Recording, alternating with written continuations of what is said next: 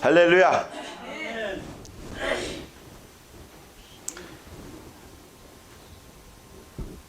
여러분, 제가 질문을 하나 해볼까요?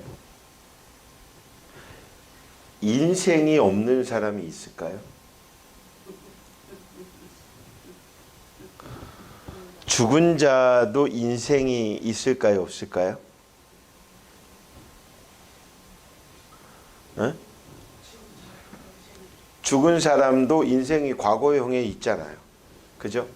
지금 여러분들의 삶의 인생이 앞으로에 대한 것만이 인생일까요? 지나온 과거도 인생일까요? 현재도 인생이고 과거도 또 앞으로에 대한 삶도 모두 다 우리는 인생에 포함을 합니다. 잘 살았다라는 말이 참 쉬운 일이 아닙니다. 근데 그것보다 더 어려운 말이 있습니다.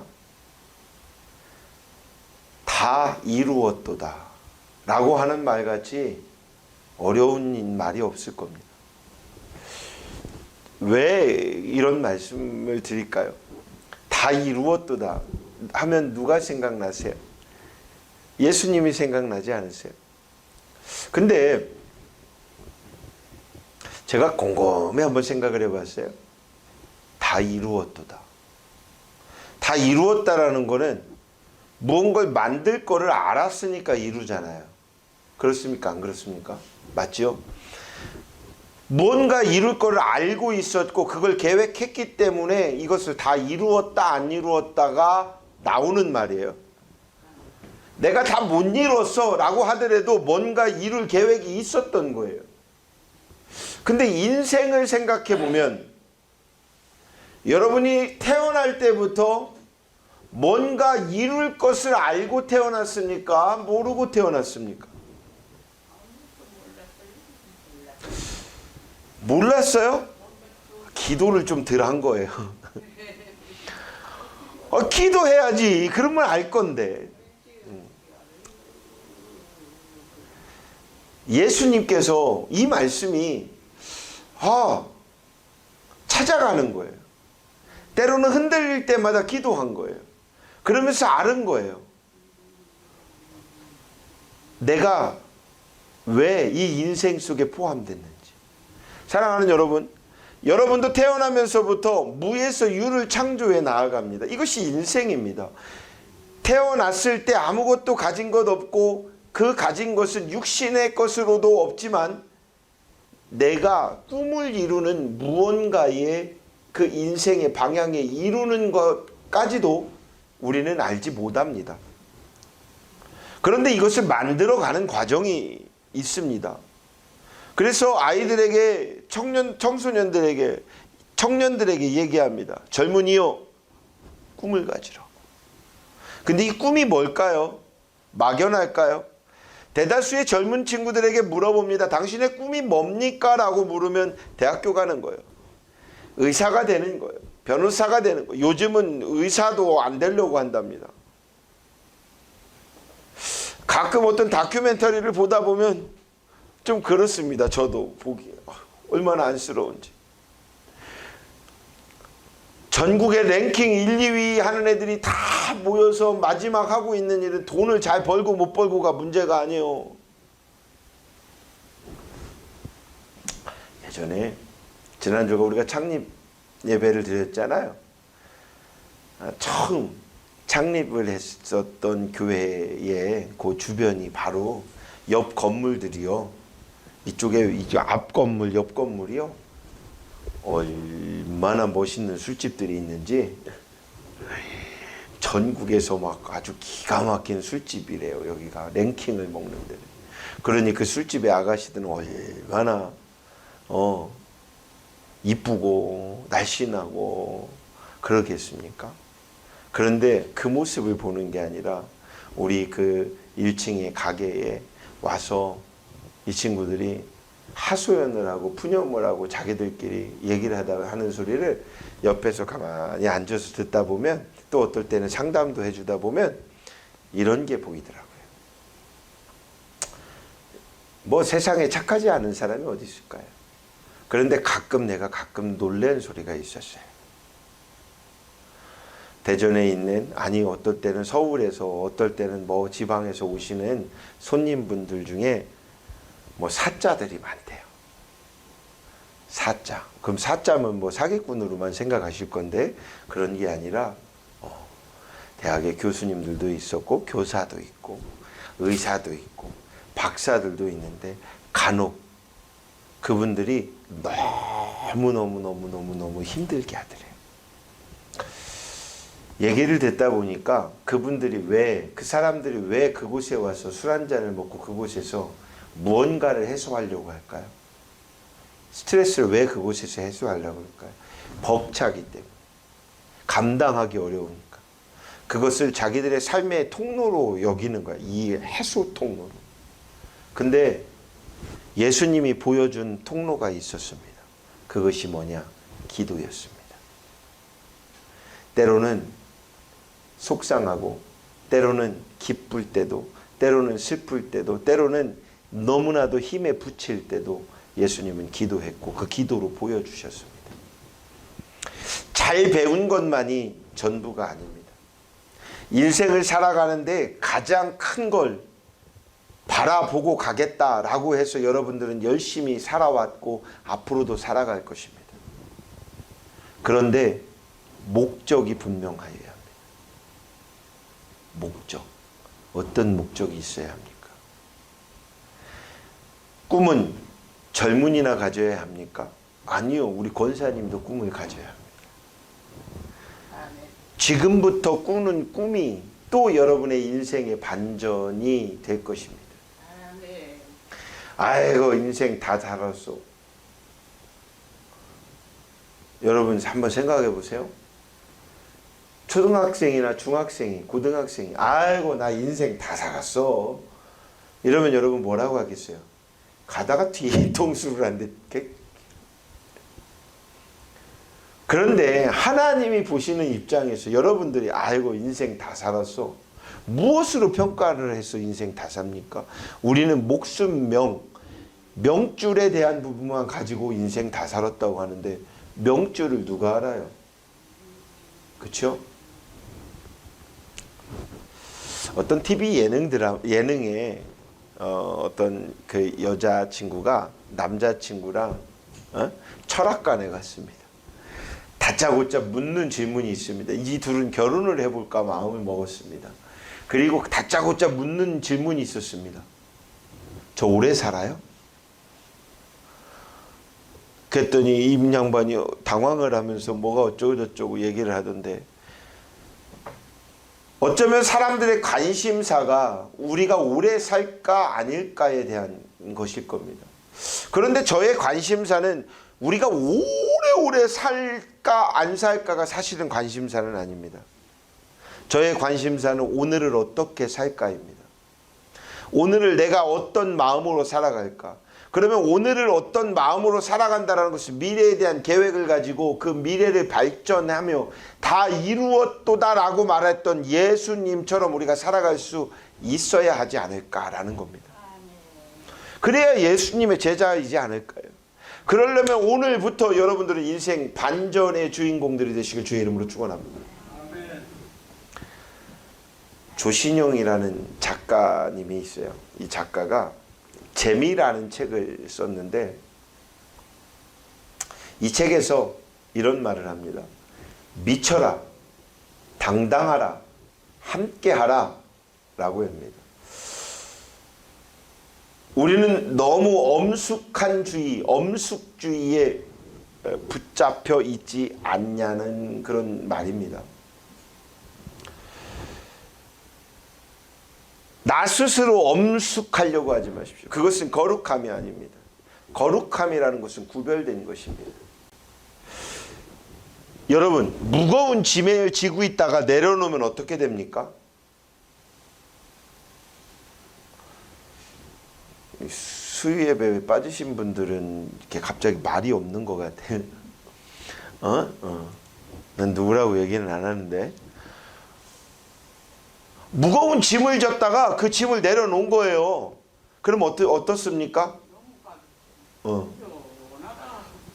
아무 말도 안 하고 그 무거운 짐을 내려놓고 아무 말도 안 하고 뭐 그런 사람이 있을까요? 없죠. 어떤 사람은 휴 하는 사람도 있었고, 아이고 살겠다 하는 사람도 있었고, 아이고 죽을 뻔했네 하는 사람도 있을 겁니다.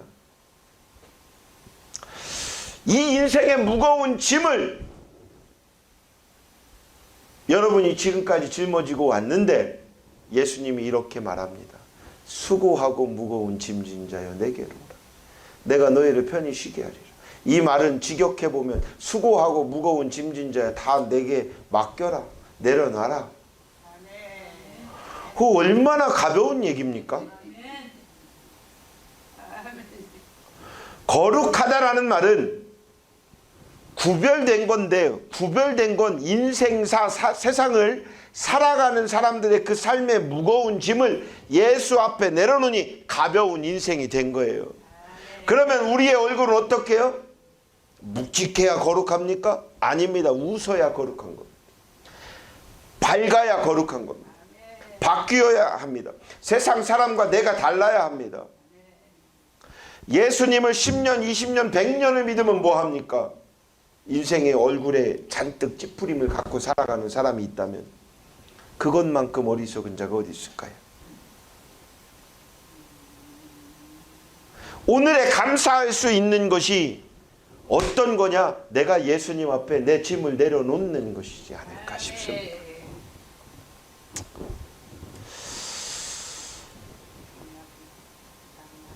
스릴 있고 성취감 넘치는 중보기도를 하라는 한 여성분이 있었습니다. 기도조차도 재미있는 말을 붙여 볼 수 있다라는 것입니다. 기도라는 것은 무게의 값만 가지고 가는 것이 아닙니다. 기도라는 것은 맨날 허구한 회개만 하여야 기도가 아닙니다. 맨날 구하는 기도만 하는 것이 기도가 아닙니다. 기도는요, 비전을 향해 가는 겁니다. 비전을 향해 간다라는 것 중에 수고하고 무거운 짐을 내려놓는 것이 뭐냐? 회개입니다. 그러면 내려놨으면 빈손 들고 가야 되는 저 천국을 향해서 지금부터 여러분들은 거지 인생을 살아야 합니까? 아닙니다. 여러분의 영이나 육이나 뭔가 가지고 살아가려면 내가 내려놓은 짐 말고 예수께서 짊어져 주시는 그 짐을 짊어지고 걸어가야 한다는 것입니다. 그러면 그 짐이 뭘까요? 그 짐이 바로 복음입니다. 그 복음이 어디에 있느냐? 성경에 있습니다. 그러면 성경을 여러분들이 어떻게 아냐? 그러면 이제 걱정되는 거야. 질문할까 봐. 그죠? 창세기서에 뭐가 나오는지 알아요? 출애굽기서에 뭐가 나오는지 알아요? 민수기에 뭐가 나오는지 알아요? 마태, 마가, 누가, 요한에 뭐 나오는지 알아요? 몇 장 몇 절 말씀이 뭔지 알아요? 막 이럴까 봐. 아니요. 다 몰라도 됩니다. 안 외워도 됩니다. 중요한 것은 성경 안에 내 삶의 얘기가 있느냐 아니냐 이걸 평가하지 마십시오. 이 성경에는 예수에 대한 이야기만 있습니다. 우리가 예수님을 어떻게 믿고 우리가 예수님과 어떻게 함께하고 내가 예수님을 믿으면 무엇이 유익했는지 또 내가 예수님을 믿어서 내 주변의 많은 사람들에게 예수님을 어떻게 알릴 것인지가 중요한 것입니다. 성경은 나 하나를 위하여 만들어진 게 아닙니다. 하나님이 우리에게 인생을 준 것은 너의 인생을 너만 살아가라라고 한 것이 아닙니다. 우리의 인생을 준 것은 분명히 하나님의 영광을 위하여 만들어 놓으신 인생인 것입니다. 그러니 지금부터 여러분들이 걸어가는 모든 인생의 발자취에는 예수다움이 있길 주 예수 그리스도의 이름으로 축원합니다. 성경에 소개되는 많은 사건들 가운데 참 재미있는 내용들이 많이 있습니다. 반전의 주인공에 관한 사건들입니다. 라합이라고 하는 오늘 본문에 나오는 라합이라는 기생이 있었습니다. 이 기생은 여리고성의 기생이었습니다. 정상적인 뭐 어떤 집에 여염집에 아낙네가 아니었습니다. 그는 참혹한 직업을 가진 사람이었습니다. 기생이었잖아요. 그랬던 사람이 정탐꾼으로 왔던 살몬 장군과 결혼을 합니다. 신분의 수직 상승은 신데렐라를 보는 듯하지요. 그녀의 후손으로 다윗 왕이 태어납니다. 당당히 예수님의 가계도의 이름을 올리게 되었지요. 얼마나 큰 반전의 주인공입니까? 그렇다면요, 그냥 기생집 여자가 예수님의 가계도에 예수님의 그 선조가 돼버린 이런 반전.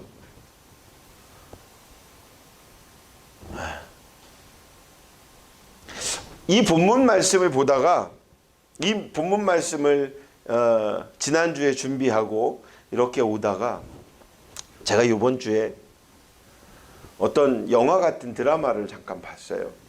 근데 그 드라마 제목이 그리드라고 하는 드라마인데 그 내용 중에 제가 이렇게 기도가 됐어요. 전혀 생각해 보지 않은 것. 전혀. 왜냐하면 저는 이 시대만을, 제가 살아가고 있는 이 인생의 이 시대만을 위하여 열심을 다합니다. 그리고 제 아이들이 예수님을 잘 믿었으면 좋겠다 하는 그런 바람에 제가 본이 되었으면 좋겠다 하는 마음으로 살아갔습니다. 그 후대의 후대들까지는 생각해 보지 않았습니다. 그것은 내 몫이 아니라고 그냥 막연하게 생각해서 기도하지 않았습니다.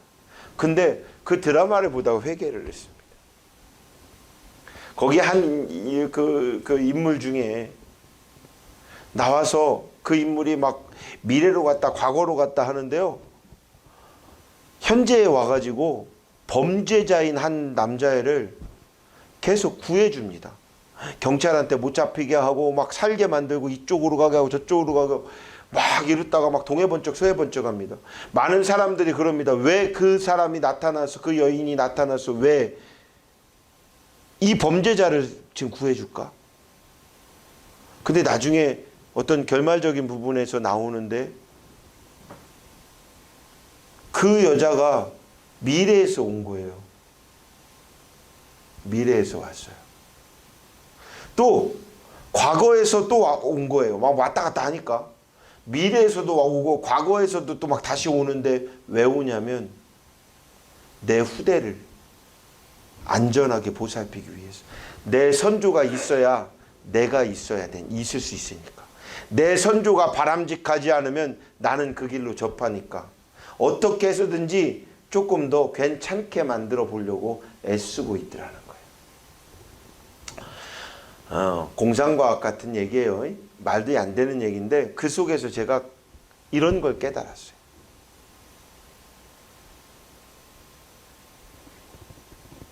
우리는 눈에 보이는 것만 놓고 기도하고 있지만 눈에 보이지 않는 예수님 오실 때까지 그날이 언제인지를 우리가 예견하는 것 자체가 교만입니다.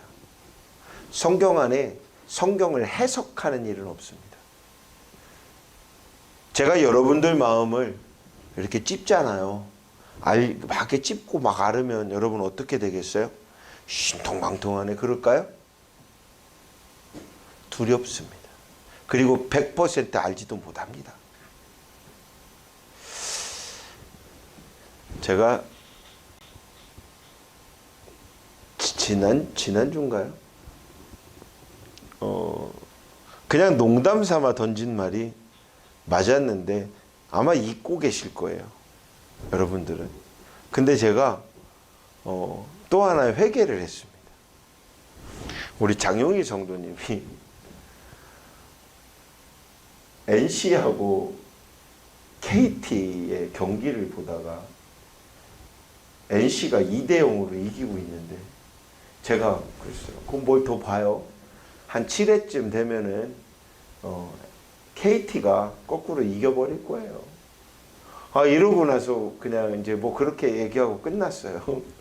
그리고 이제 가셨잖아요. 그날 저녁에 보니까 말한 대로 NC가 이겨버렸죠. 아니 KT가 이겼어요. 제가 막 웃으면서 그랬어요. 함부로 말하는 것이 뭐 그것이 내가 말했으니까 KT가 이기고 NC가 졌다 이 말이 아닙니다. 내가 빈말로 던진 말 하나가 혹여나 누군가는 바라고 있던 누군가에겐 상처가 될 수도 있겠다 하는 말이 좀 생각이 들었어요. 그래갖고 그래 삐져가지고 수요 예배 안 왔구나 이렇게 생각을 제가 또 아무튼 미안합니다. 그런 생각이 들더라고요. 그런데 그 말을 하려고 그 말도 그 말이지만 이런 생각이 더 들었어요. 만나서 대화하는 관점 중에 인생의 수만 가지의 사람들이 TV를 보면요 수만 가지 일들이 있습니다. 발생되고 거기에서 논제가 일어납니다. 그런데 여러분 잘 생각해 보세요. 그 이야기들을 그 뉴스의 가십거리를 이야기하다 보면 우리의 마음이 기뻐집니까? 슬퍼집니까? 좀 얘기 좀 해보세요. 왜 뭔가 질문하면 고개들이 다 밑으로 겸허하게 숙여지는 여러분들을 참 축복합니다. 한번 좀 생각해 보세요. 가십거리에 나오는 정치의 뉴스든 사회 환경의 뉴스든 문화의 뉴스든 어떤 뉴스들을 보면서 누군가의 이야기를 할 때에 내 마음이 평안해지고 감사해지고 행복해지는 일이 있습니까? 없습니까? 없습니다. 단 한 가지도 없습니다. 그런데 여러분 딱 한 가지가 있습니다. 그게 뭔지 아십니까? 예수님 얘기입니다. 예수에 대한 이 성경의 이야기를 하다 보면 마음이 불끓어오릅니다. 끓어오릅니다. 그리고 감사합니다. 기뻐집니다. 불교를 다니는 어떤 사람이 예전에 이런 말을 하더라고요. 자기가 불경을 읽고 가서 스님과 대화를 하고 뭔가를 만나다 보면 맨날 물음표가 생겨서 온대. 왜 그런지 아세요? 올해 이렇게 좀 다녀보시고 좀 왜 그런지 아세요? 아니 나는 절도 잘 안 가본 사람이요. 내가 절에 가서 기타 메고 강연을 한번 했어도 가갖고 비나이다 나 이런 거 안 해봤어. 근데 그 사람이 한 거를 내가 알겠더라고요. 왜 그런지 아세요? 석가모니는 부처가 아닙니다. 부처는 신이 아닙니다. 그런데도 이 불교는 뭐예요? 신념을 따릅니다. 그러니까 가서 비나이를 하던 뭔가 깨달음을 얻었던 그 깨달음은 내가 어떻게 해나가야 되는 과정이기에 물음표입니다. 그런데 우리 기독교는 수고하고 무거운 짐진 자여 다 내게로 오라 내가 너희를 편히 쉬게 하리라. 할렐루야. 느낌표라는 거예요. 만나서 예수에 대한 이야기를 하면 물음표가 안 생겨요. 느낌표가 생기지. 얼마나 감사한지 몰라요. 얼마나 행복한지 몰라요. 얼마나 기쁜지 몰라요. 믿기만 하면 되잖아. 믿기만 하면 되는 거예요. 여기는 느낌표니까 물음표를 절대 안 줘요. 그런데 간혹 이야기하다 보면 이렇게 말씀하시는 분들이 있어. 아주 은혜스럽게 기도해 보겠습니다. 기도해 보시지요. 이거 물음표입니다. 근데 기도해 보시지요가 아니라 예수께 맡기라는 거. 아직까지 예수님 앞에 못 맡겼으니까 그런 거 아닙니까? 성경의 모든 말씀엔 예수였다면 그 예수로 인하여 성취됨을 이 시대에 우리도 느낄 수 있다라는 것입니다. 이것이 반전입니다. 할렐루야. 이 라합이라는 이 여인이 반전의 주인공이 될 수 있었던 그것이 노력입니다. 마음의 가짐입니다. 선택입니다. 이것을 우리가 하여야 한다는 것이죠. 이 라합은 하나님의 지식을 만났기 때문입니다. 하나님의 지식을 만났다는 것은 배움을 만난 겁니다. 그가 하나님을 선택했다는 겁니다. 이 조선의 옛날 우리나라 시대의 조선, 이 조선의 기생은요, 기생의 학교가 있었답니다. 가끔 뭐 장록수나 이런 어떤 옛날 고전 드라마를 보다 보면 그렇죠. 그래서 그 학교가 밖에 등장을 합니다. 그때 학교에 가면 시, 가무, 뭐 제담을 가르쳤습니다. 그런데 이스라엘의 기생은 무슨 지식이 있었는지는 저는 잘 모르겠습니다. 뭘 가르쳤는지 모르겠습니다. 그러나 특별한 지식 한 가지를 가지고 있었다라는 것이죠. 그것이 하나님이 이스라엘 백성을 인도하시고 출애굽 사건을 했다라는 것을 알았다라는 것입니다. 가나안 땅을 언약하신 그것을 그들은 믿고 알았다라는 것입니다. 제임스 패커는 하나님을 아는 지식에서 이렇게 말을 합니다. 하나님을 아는 사람들은 하나님을 위하여 커다란 에너지를 가지고 있다라고 말을 합니다. 하나님을 아는 사람들, 그게 누구요? 바로 여러분들입니다. 여러분들은 하나님을 위하여 커다란 에너지를 가지고 있다라는 것입니다. 하나님의 에너지가 여러분에게 임했다라는 게 여러분 거다라는 게 아니라 하나님을 위하여 커다란 에너지가 여러분 속에 있다라는 것입니다. 그러면 이걸 누가 줬어요? 예수가 줬다라는 것입니다. 할렐루야. 이것을 깨닫는 게 어떻게 깨닫는 겁니까? 성경을 믿음으로 말미암아, 성경에 있는 말씀을 믿음으로. 그러면 이 말씀은 뭐냐? 예수라는 것이죠. 할렐루야.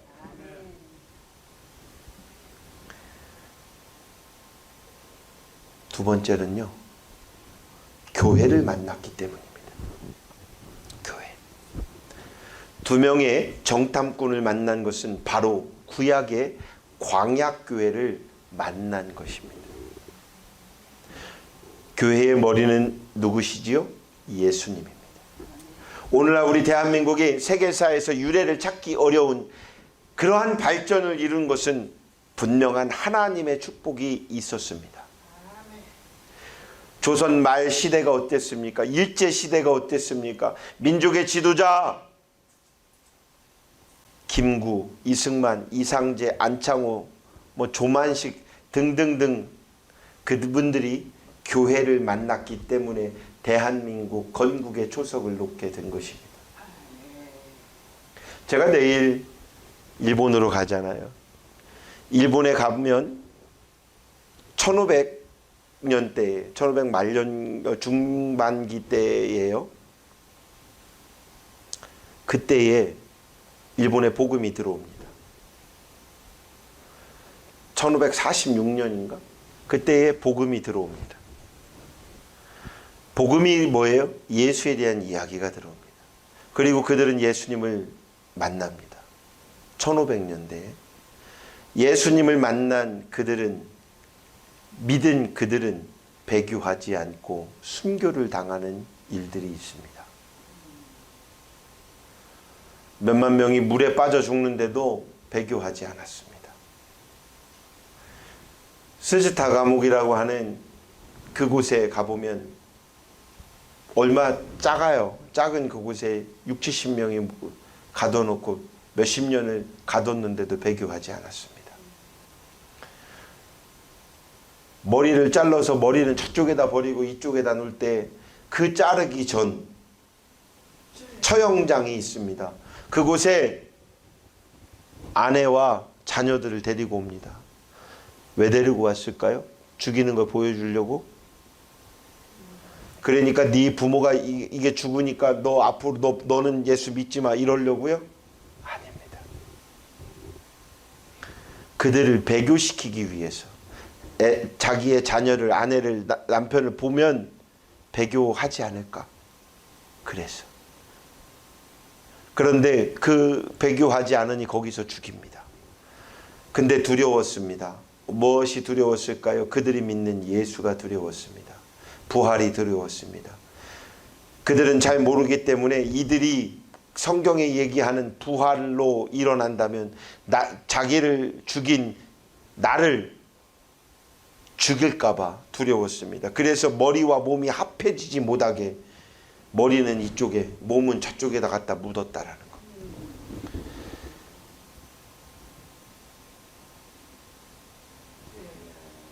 예수님을 만났다라는 것은 또 교회를 만난다라는 것은 바로 섬을 뜻합니다.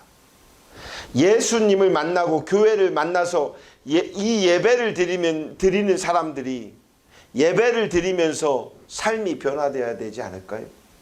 세상에 많은 사람들과 달라져야 돼. 이전 삶과 지금의 삶이 바뀌어야 되지 않을까요? 바뀌어야 합니다.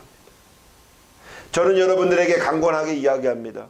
다른 교회는 잘 모르겠어요. 왜냐하면 다른 교회는 다른 교회의 달란트들을 허락하셔서 그렇게 성장하고 있으니까. 대한민국의 모든 정통교단이 있습니다. 이 정통교단 속에서 모두가 외치는 건 예수에 대한 이야기입니다. 하나님을 어떻게 경외할 것인지에 대한 이야기를 가르쳐 줍니다. 그런데 저는 그것에 동참하며 여러분들에게 열방중앙교회 성도들은 무언가 조금 더 다르게 그것이 다름이 뭘까요? 더욱더 예수다움. 여러분의 머릿속에는 올리 예수밖에 없었으면 좋겠습니다. 앞으로 가나 뒤로 가나 예수였으면 좋겠습니다. 오른쪽으로 가나 왼쪽으로 가나 예수였으면 좋겠습니다. 할렐루야. 지금부터 이제 오늘부터 계속 보겠습니다. 여러분들의 말소리를 들어보겠습니다. 제가 체크를 한번 해볼까요? 모든 말에 예수였으면 좋겠어요. 만나는 그 사람들에게도 그러면 버릇처럼 예수님에 대한 이야기가 나옵니다. 여러분의 삶 속에서 예수님의 이야기가 나오게 된다는 것이죠. 마지막 세 번째는요. 그리스도의 보혈을 만났기 때문입니다. 라합은 정탐꾼들을 살려주게 됩니다. 그러며 이야기합니다. 가족을 살려달라고 부탁합니다. 그때 정탐꾼들이 창문에 붉은 줄을 메어달라고 말을 합니다. 정탐꾼들은 출애굽 때 어린 양의 피를 문설주 인방에 바른 것을 기억했으리라 봅니다. 그때 사망이 유월하게 된 것입니다. 그것은 예수님의 보혈을 예표하는 것이 됩니다.